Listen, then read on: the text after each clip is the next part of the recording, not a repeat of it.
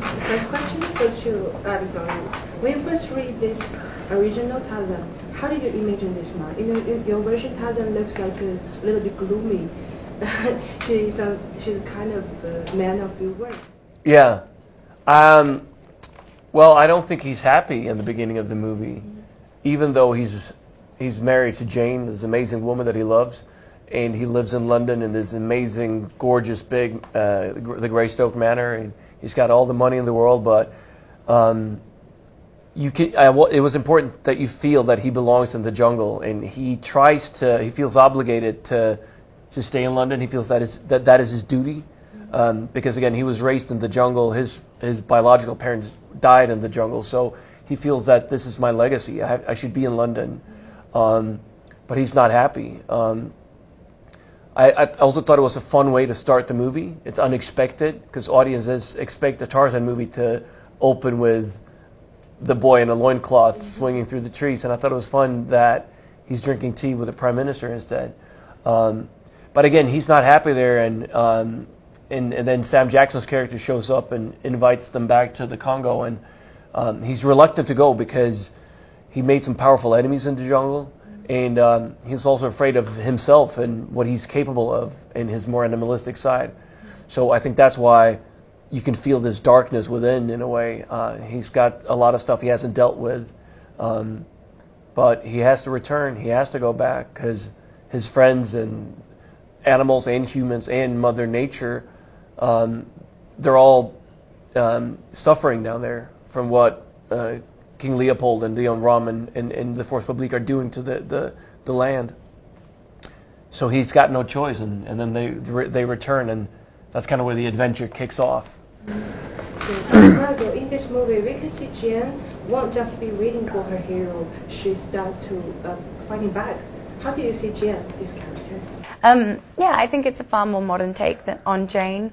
I really appreciated reading the script and seeing her actively finding a way out of the situation as opposed to waiting for someone else to come save her. I think that shows her as a little more, not just defiant, but intelligent and yeah, a little more proactive, which is obviously more exciting for me to play, and I think more exciting for audiences to watch. I think we were just really hoping to give a modern audience, modern female audience, someone they can relate to. So there are so many wild animals in this movie, so everybody likes animals. I'd like to know, if you choose one, if you see yourself as an animal, what would you be? You two, both of you. I would be a sloth. Really? Yeah, I got to meet one in Sydney a couple of weeks ago, and I just really identified with him. He was very mellow, very chill, just like to have a good time. No worries, no worries.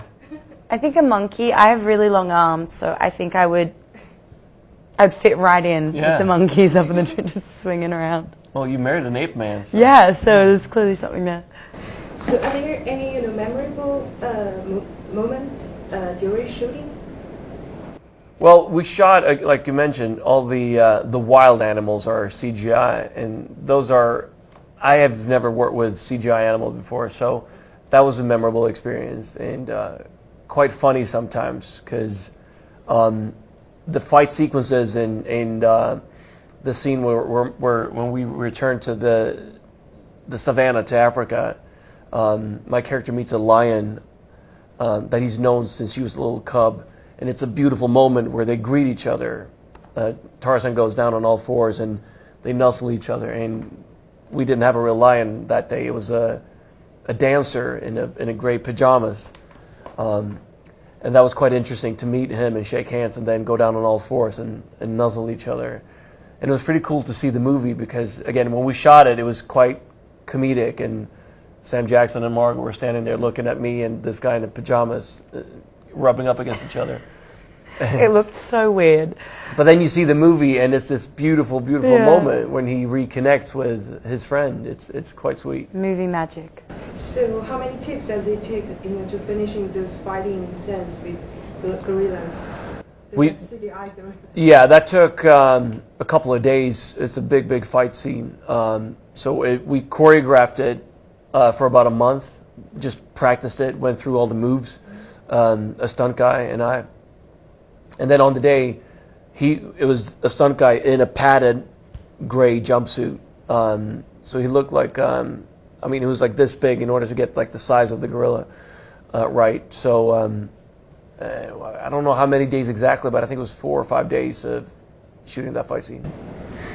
Both of you, keep fit or well. Could you please share some fitness secrets to our audience? Share some what, sorry? Fitness. Fitness. Yeah. Oh, I'm not so good with that. That's fitness tips are from Alex.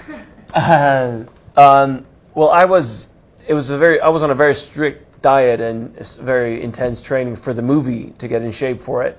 When we wrapped the movie, I like to eat when I want what I want. So I was quite pleased to not have to stay on that very, very strict diet, because I had to eat every 3 hours, exactly every 3 hours on the hour. And it was a very small portion every time. So I'm not obsessed like that anymore. I eat. We went out and had a lovely Peking duck last night, and I ate way too much, and I enjoyed it a lot. So to me, it's more about balance. I still like to be active. I like to run and exercise and swim, and but I also like to eat whatever I want. And you're good too, I'm not really as I don't really possess the self-discipline that Alex showed while we were shooting.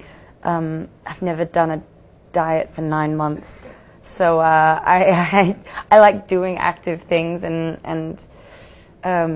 but going to the gym and eating on a diet doesn't really suit me.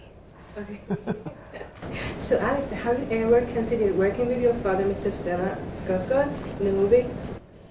Yeah, we were both in this movie called Melancholia, a Lars von Trier movie. I think it was 5 years ago.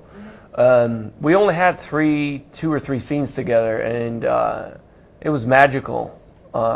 I loved working with him, and of course it'd be fun to find something to do again. Okay. The last questions. How does it feel working with the director, Mr. Yates?